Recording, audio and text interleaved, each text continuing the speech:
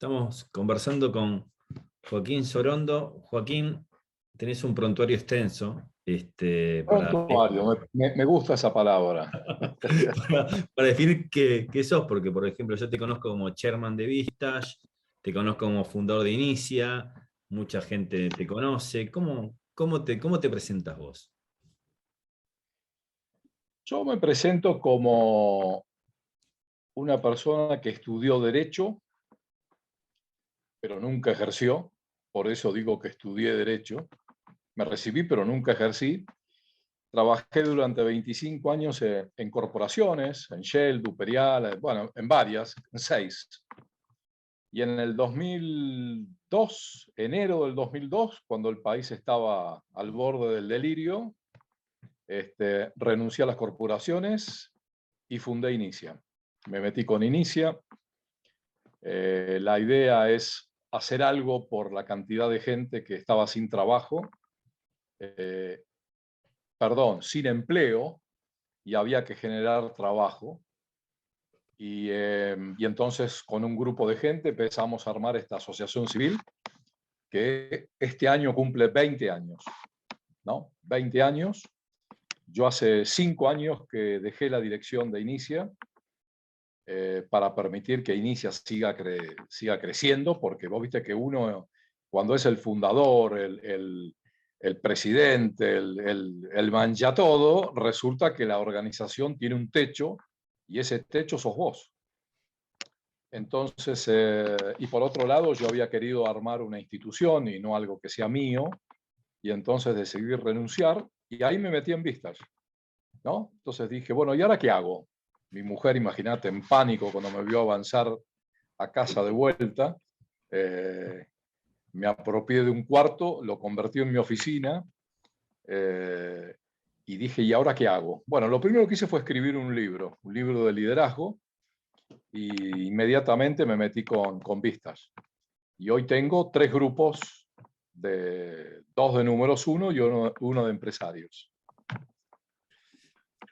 Joaquín, decías vos que bueno, que Inicia, y te digo acá, digamos, me une Inicia a mí, que hace ya unos casi 10 años que estoy en la historia de Inicia, como voluntario en temas comerciales, ayudando ahí, colaborando con los emprendedores. De paso aprovecho y te felicito formalmente, porque es una comunidad que me encanta, de excelente gente. Tengo muchos amigos como Pablito Kacherov.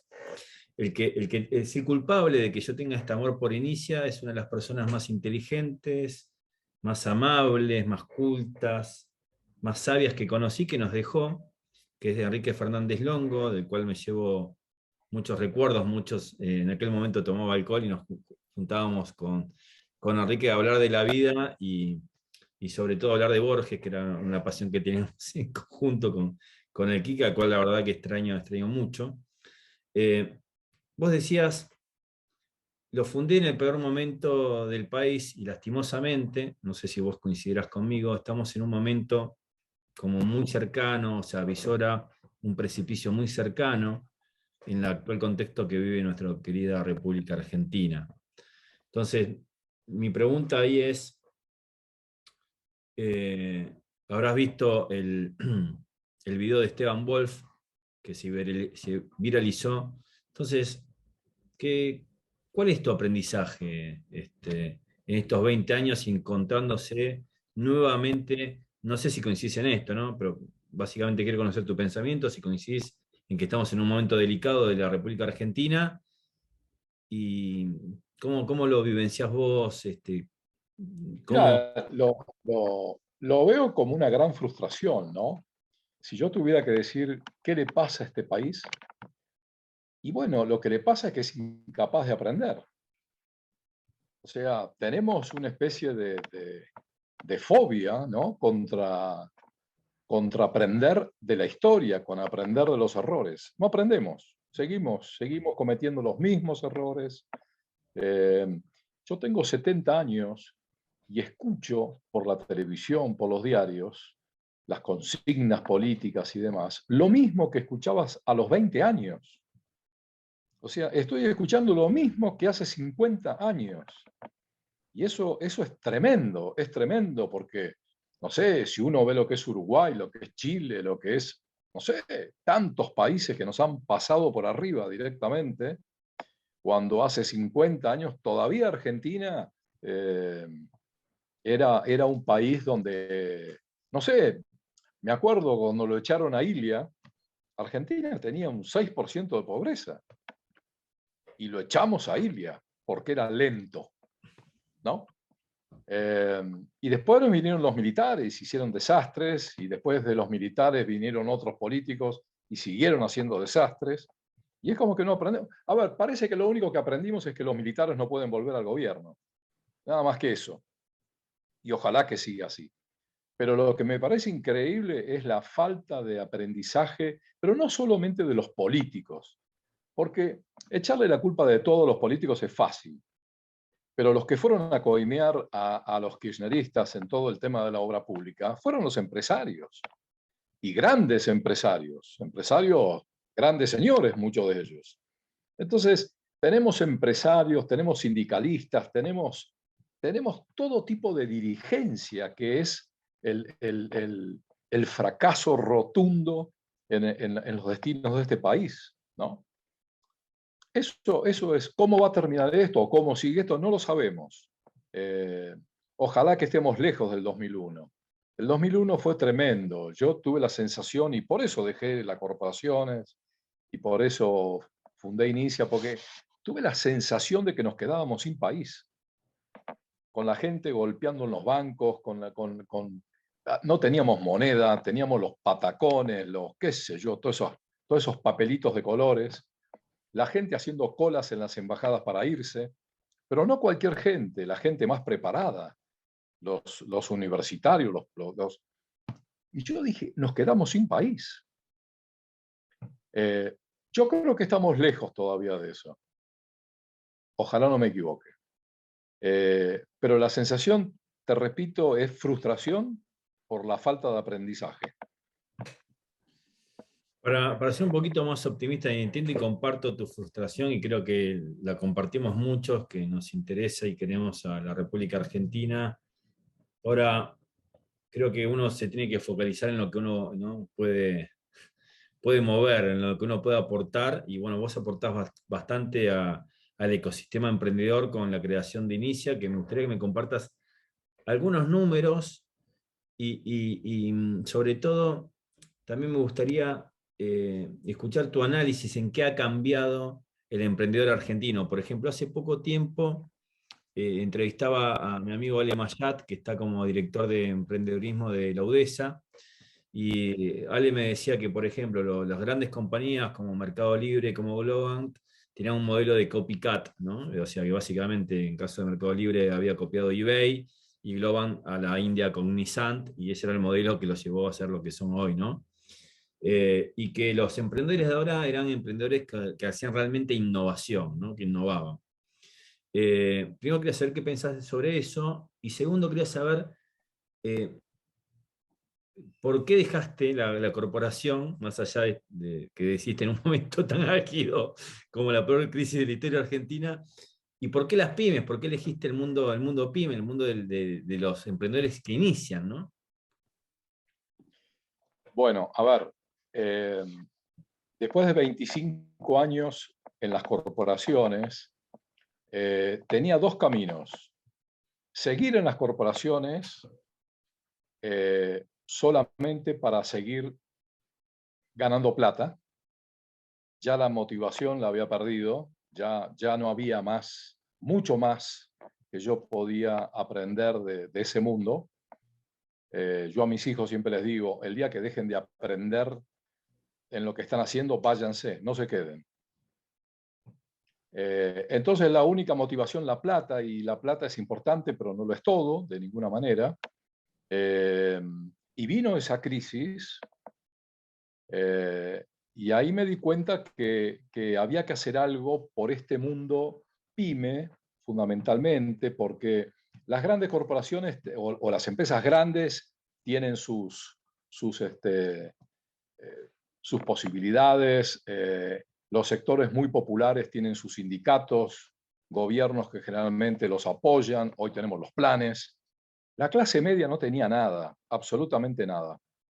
Eh, los emprendedores de alto potencial o los emprendedores fuertes tenían Endeavor, San Andrés, el ITBA, en fin, las universidades, el IAE, ¿no? O sea que de alguna manera estaban cubiertos.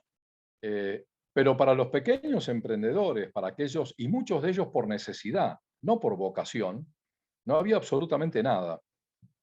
Y ahí es donde nosotros pusimos el foco, ¿no? Vamos a trabajar en este segmento, ni en el segmento de la pobreza, que no la conocemos. O sea, yo creo que para trabajar en los lugares de pobreza hay que saber de pobreza y hay que saber, y es todo un tema ese. Y por otro lado, no eran nuestras capacidades. Nuestras capacidades estaban en cómo hacemos para ayudar con toda esta experiencia recogida, Fernández Longo, gran amigo, por otro lado, y tantos más, cómo hacemos para volcar toda esa experiencia, esos conocimientos en estos pequeños emprendedores que tienen necesariamente que crecer, porque no había empleo y no había seguros de desempleo tampoco. O sea, o el seguro era una miseria. Entonces, había que hacer algo. Bueno, y así empezamos. Empezamos a trabajar sobre los pequeños emprendedores. Muchos eran casi nada desde el punto de vista económico. Pero después, con los años, eso fue creciendo, se fueron desarrollando, la comunidad se fue ampliando. Y hoy los números de Inicia, la verdad que ni siquiera me los acuerdo, pero yo creo que Inicia debe haber ayudado a más de 30.000 emprendedores. Creo que tiene algo así como 300 voluntarios. Qué sé yo, ha hecho infinidad de cosas que me parecen bárbaras, y fundamentalmente bárbara porque el espíritu de Inicia es un espíritu comunitario. No es un espíritu de alguien que manda y que dice acá hacemos esto, esto, esto y esto. A mí me cargaban en Inicia porque cuando me traían una idea, yo decía, fantástico, implementala, llévala adelante. Entonces, después se reían porque me decían, ojo con lo que le decís a Joaquín, porque después te dice, hacelo, ¿viste? Y casi todos los programas de Inicia surgen de iniciativas de personas que trajeron las ideas. No fueron mías. Yo hice, qué sé yo, 2, 3 ideas, pero después hay un montón de ideas que no me corresponden a mí, que no fueron inventadas por mí, ¿no? Y como es una organización de emprendedores, el que trae la idea, la desarrolla y la lleva adelante. Y es su idea dentro de Inicia. Y no hay acá un jefe que dice, no, esta idea no me gusta, esto lo sacás. Te puedo dejar un ejemplo concreto. Un día viene Martín Girardotti, quien hoy es presidente de Inicia, y dice, podríamos hacer una especie de mini máster para los emprendedores de Inicia. Y yo le dije, me parece fantástico, hacelo, ¿no? Y él desarrolló todo. Desarrolló, primero armó el equipo, desarrolló el programa, llevó adelante todo. Y a mí me invitaron como uno de los expositores del máster en el tema liderazgo. Y nada más. Otro día vino otro y dijo, ¿por qué no hacemos una especie de, no hablábamos de vistas en ese momento, sino de directorios, ¿no? Me parece fantástico, hagámoslo. Y se armó directorios coordinados con el modelo del IAE, ¿no? Adidas. Inclusive fuimos al IAE, firmamos un convenio donde los alumnos del IAE eran los coordinadores de los directorios de Inicia, ¿no? Con lo cual es fantástico. Bueno, esa es un poco la forma de trabajar de Inicia, y por eso yo creo que ha tenido tanto éxito, porque ¿cómo es posible mantener tantos voluntarios? Y bueno, porque tienen las posibilidades de hacer lo que les gusta y de aportar lo que tienen ganas de aportar, ¿no? Y tampoco voluntarios que tengan que poner demasiado tiempo, poco tiempo de gran valor agregado. Y para los trabajos rutinarios o los trabajos donde se requiere mucho tiempo, está el staff, que son, creo, 8 empleados en este momento. Eso es un poco el modelo. Joaquín, realmente construiste algo que no sé si estaba cuando arrancaste con la idea, si estaba en en tus planes o calculo que ampliamente fue superado lo que hayas planificado porque lo de inicios es algo impresionante. Eh, Hay una cosa que veo que decís, si me quedo con esto, es este tema. Vos sabés que a mí me gusta mucho leer, leo mucho, soy medio adicto a la lectura, y aún así, uno de los contenidos, por ponerle un nombre un poco malo de los libros, está el tema de un libro que cuando era pibe lo leí, y fue ese libro que falté al laburo para terminar de leerlo, y no es un libro, es un cómic, que es El Mirá. Eternauta, de Osterheld. Ujú.